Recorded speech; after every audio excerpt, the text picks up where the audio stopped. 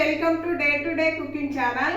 ఈరోజు మన వీడియోలో బెండకాయ వేసి కోడిగుడ్డు పులుసు ఎలా చేయాలో చూపిస్తానండి. దానికంటే ముందుగా మా ఛానల్ కొత్తగా చూసే వాళ్ళు సబ్స్క్రైబ్ చేసుకొని మాకు సపోర్ట్ చేయండి. ఇప్పుడు బెండకాయ కోడిగుడ్డు పులుసుకు కావాల్సిన పదార్థాలు ఏంటో అవి ఎలా కటింగ్ చేయాలో చూద్దామండి. చూడండి, ఫస్ట్గా బెండకాయలు తీసుకోవాలి. బెండకాయలని వాటర్లో నీట్గా కడుక్కొని వీటిని నీట్గా కట్ చేసుకోవాలి.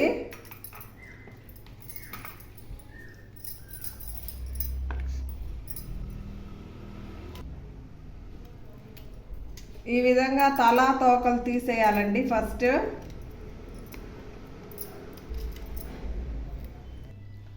చూడండి, బెండకాయలు ఈ విధంగా చేసుకున్నాం కదా, వీటిని ఇప్పుడు 1 ఇంచు పైన కట్ చేసుకోవాలండి. చూడండి,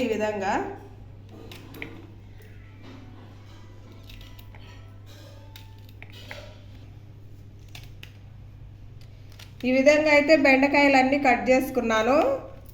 వీడియోలో చూపించిన విధంగా కట్ చేసుకోండి. అప్పుడే మనకు బెండకాయ కోడిగుడ్డు పులుసు సూపర్గా వస్తుంది. ఈ విధంగా మొత్తం కట్ చేసేసాను. ఇప్పుడు మీడియం సైజు 2 ఉల్లిపాయలు తీసుకొని వీటిని సన్నగా తరుక్కోవాలి.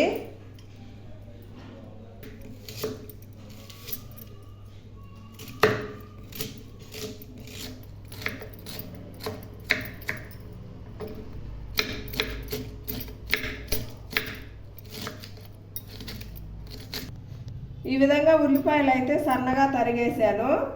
ఇప్పుడు టమాటాలు దొరుకుకోవాలి. టమాటాలు చూడండి, సన్నగా తరగాలి.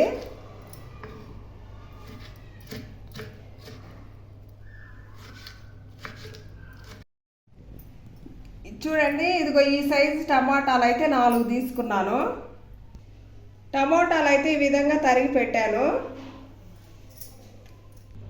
కటింగ్ అయితే పూర్తి అయిపోయిందండి. ఇప్పుడైతే 4 గుడ్లు తీసుకొని ఉడకబెట్టి పెట్టానండి ముందుగానే. సో వీటిని అయితే పక్కు తీసేసుకుందాము. 4 గుడ్లు ఈ విధంగా పక్కు తీసి పెట్టానండి. 4 గుడ్లకు నేనైతే 5 నుంచి 6 బెండకాయలు తీసుకున్నాను. ఇప్పుడు బెండకాయ కోడిగుడ్డు పులుసుకు ఫస్ట్గా కడాయి పెట్టుకున్నానండి స్టవ్ మీద. దీనిలో కొంచెం ఆయిల్ వేసాను. ఇప్పుడు ఫస్ట్ మనం దీనిలో బెండకాయలు వేయించుకోవాలి.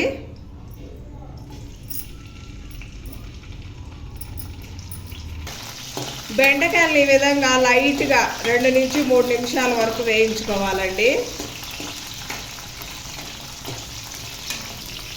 2 నుంచి 3 నిమిషాలు అయిపోయిందండి. చూడండి, ముక్క అనేది ఇలా చక్కగా వేగాలి. దీన్ని అయితే తీసేస్తున్నాను. తీసి ఒక ప్లేట్లోకి వేసుకుంటాను. ఇప్పుడు ఇదే ఆయిల్లో ఎగ్స్ వేసుకోవాలి. ఎగ్స్ కూడా వేసుకొని బాగా వేయించుకోవాలండి.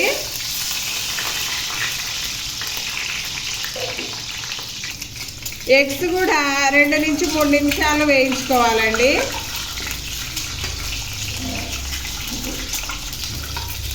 ఎగ్స్ అండి ఇవి మంచి బ్రౌన్ కలర్ వచ్చే వరకు వేయించుకోవాలి. కొంచెం టైం పట్టిద్ది.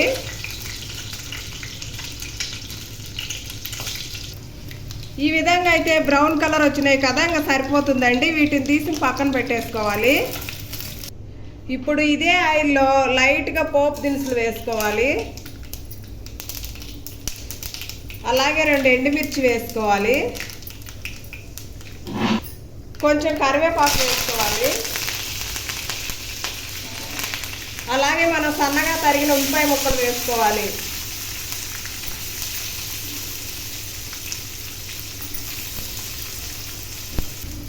ఇప్పుడు ఒకసారి కలుపుకుందాము. ఈ ఉల్లిపాయ పచ్చి వాసన పోయి కొంచెం మంచి కలర్ వచ్చే వరకు వేయించుకోవాలి.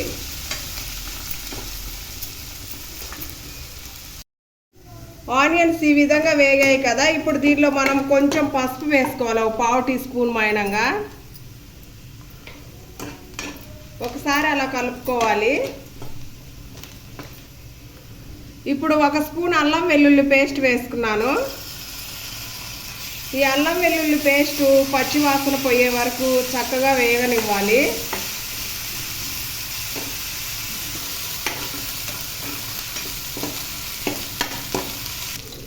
అల్లం వెల్లుల్లి పేస్ట్ అయితే వేగిపోయిందండి. ఇప్పుడైతే టమాటా ముక్కలు వేసుకోవాలి.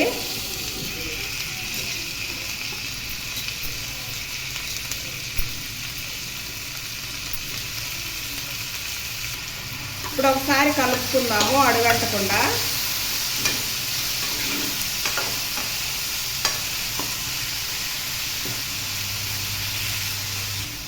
ఇప్పుడు దీనిలో సాల్ట్ వేసుకోవాలి రుచికి సరిపడా.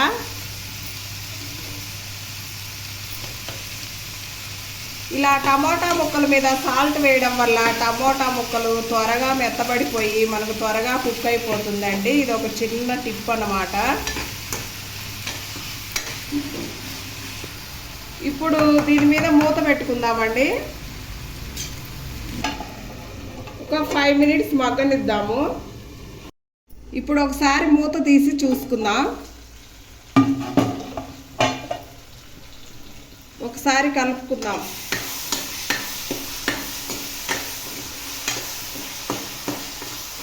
ఆల్మోస్ట్ టమాటాలు మెత్తబడిపోయాయండి. ఇప్పుడు ఒక 1/2 టీ స్పూన్ కారం పౌడర్ వేసుకోవాలి. ఇలా చక్కగా కలుపుకోవాలి.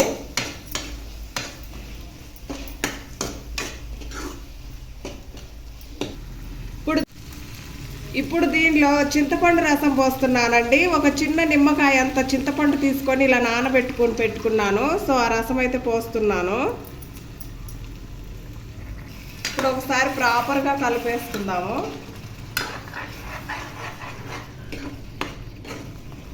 ఇప్పుడు కొంచెం గ్రేవీనెస్ కోసం ఒక గ్లాస్ వాటర్ అయితే పోసుకుంటున్నానండి. ఇట్లా టమోటాలు బాగా మెదిగిన తర్వాతనే వాటర్ పోసుకోవాలి, అప్పుడే చక్కగా ఉంటుంది. ఇలా వాటర్ పోసాక ఒక 5 మినిట్స్ మూత పెట్టుకొని కుక్ చేసుకోవాలి.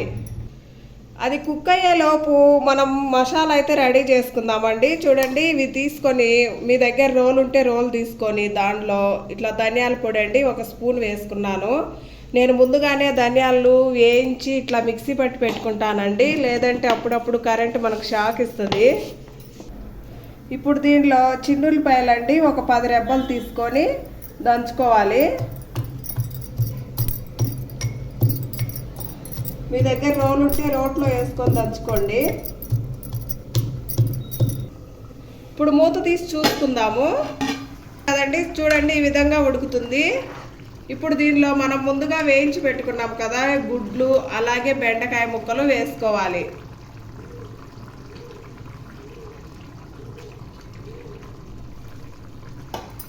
ఒకసారి కలుపుకుందాము.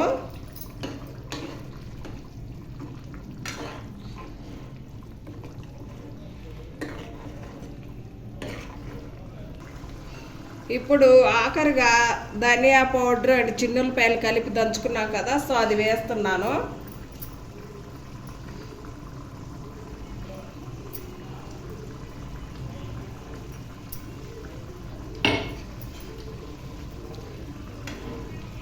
ఇప్పుడు ఒకసారి కలుపుకుందామండి మసాలా కలిసే వరకు.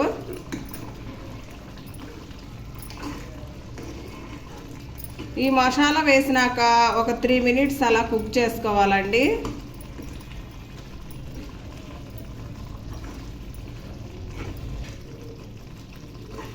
ఉప్పు ఒకసారి చెక్ చేసుకొని ఇంకా ఆపేసేయడమేనండి గ్యాస్. చూడండి, చక్కగా కుక్ అయిపోయింది. ఈ విధంగా చేసుకొని తినండి, సూపర్గా ఉంటుంది. పుల్లగా కారం కారంగా ఇది అన్నంలోకి అలాగే రాగి ముద్దలోకి కానీ సూపర్గా ఉంటుందండి. ఫైనల్గా కర్రీ అయితే రెడీ అయిపోయింది. స్టవ్ అయితే ఆఫ్ చేసుకుంటున్నాను. ఈ విధంగా ప్లేట్లోకి అయితే సర్వ్ చేసుకున్నాను. తిని టేస్ట్ ఎలా ఉందో చెప్తానండి. వేడి వేడిగా సూపర్గా ఉంది, చూడ్డానికి కాలిపోతుందండి.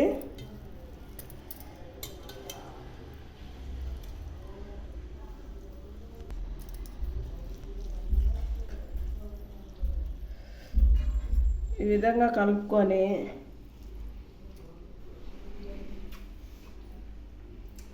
సూపర్గా ఉందండి. పుల్లగా కారంగా ఎక్స్ట్రాడినరీగా ఉంది. మీరు కూడా కంపల్సరీగా ట్రై చేయండి. వీడియో నచ్చితే లైక్ చేసి, షేర్ చేసి, సబ్స్క్రైబ్ చేసుకోండి. Thanks for watching. Bye bye.